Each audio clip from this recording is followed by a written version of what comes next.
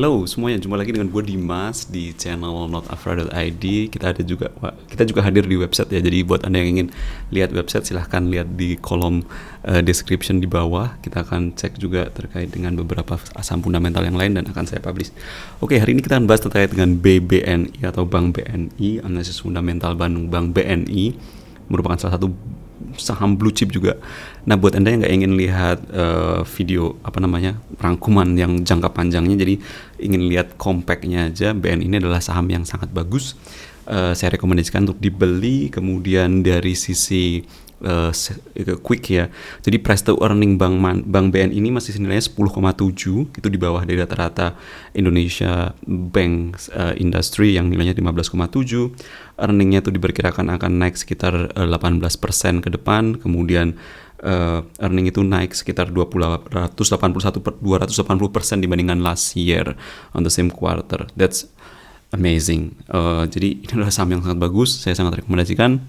Buat Anda yang ingin tahu lebih panjang, well, let's go to the explanations.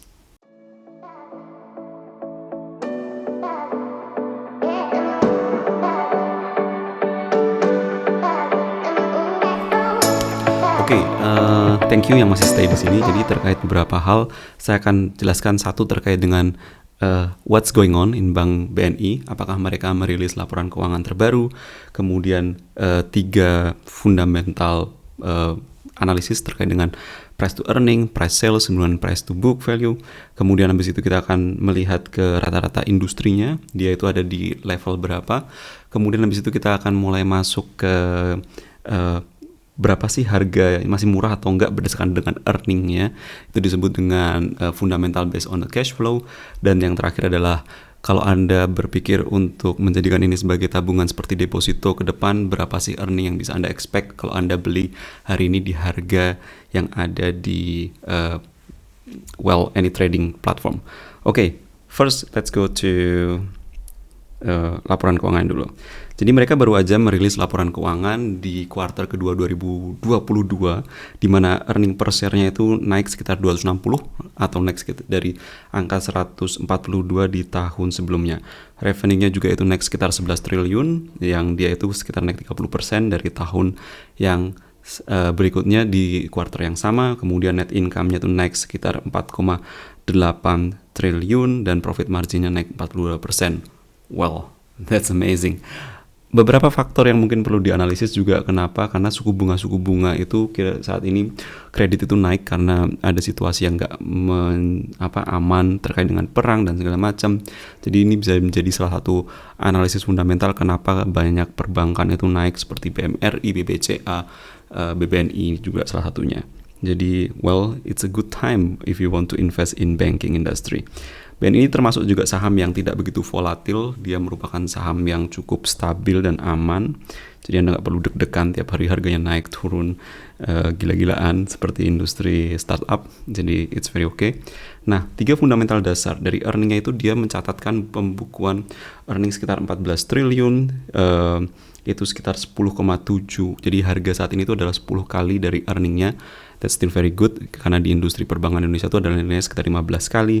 Revenue adalah sekitar close to 40 triliun atau 40 triliun, yang itu membuat nilai dari market capitalization-nya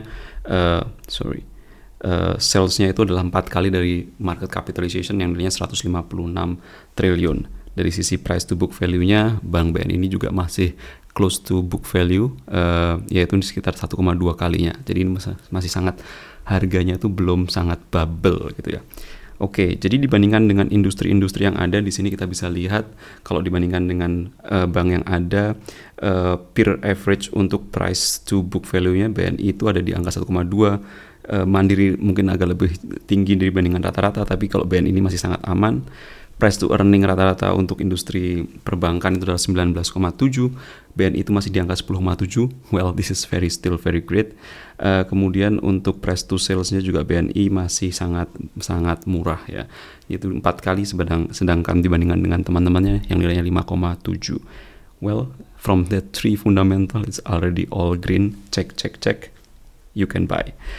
Oke, kalau kemudian dibandingkan dengan harganya, jadi BN ini sekarang ada di harga 8.400, sedangkan kalau dari sisi harga berdasarkan cash flow, jadi rumus dari harga saham itu adalah 1 dibandingkan keuntungan untuk waktu yang tak terhingga. Jadi ini agak berbeda dengan obligasi yang dia tuh ada waktunya, bank tuh nggak ada waktunya sampai akhir zaman gitu ya. Fair value-nya itu adalah seharusnya di angka 7.700. Well, it means like overvalue by 9.2%, which is very okay, masih sangat okay, masih sangat aman.